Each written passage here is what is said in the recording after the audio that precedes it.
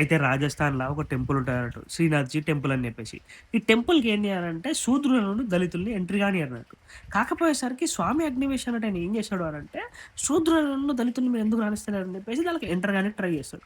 అయితే ఈ సందర్భాన్ని, ఈ ఇన్సిడెంట్‌ని బేస్ చేసుకొని ఓషో ఒక మాట చెప్తాడన్నట్టు. ఓషో ఏమని చెప్తాడనంటే, ఒక టెంపుల్‌కి గనక ఒక వ్యక్తిని రానివ్వట్లేదు. ఆ వ్యక్తి గనక వస్తే గుడి మైలబడుతుంది అని చెప్పేసి అంటున్నాడంటే, ఆల్రెడీ ఆ గుడి యొక్క స్పిరిచ్యువల్ వాల్యూస్ అనేటివి కోల్పోతది.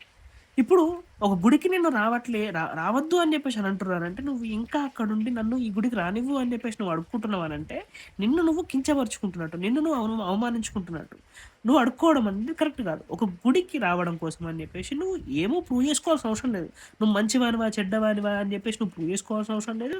దేవుని దగ్గరికి ఎవరైనా రావచ్చు, ఎవరైనా వెళ్ళొచ్చు అని చెప్పేసేసి చెప్తాడన్నట్టు. దీని సందర్భంగా చెప్తూనే ఇంకొక మాట ఏమంటాడనంటే, ఇప్పుడు ఒక శూద్రుడు గనుక పోయి బ్రాహ్మణుడిని ముట్టుకున్నాడు అనంటే, బ్రాహ్మణుడు అపవిత్రమైనప్పుడు ఎట్ ద సేమ్ టైం శూద్రుడు కూడా అపవిత్రుడే కావాలి కదా అని చెప్పేసి అంటాడన్నట్టు. చూసి ఓషో ఏంటి అనంటే, ఆయన క్వశ్చన్స్ రైజ్ చేసిండు. చాలా వరకు క్వశ్చన్స్ అనేది బాగా లాజికల్‌గా ఉంటాయి.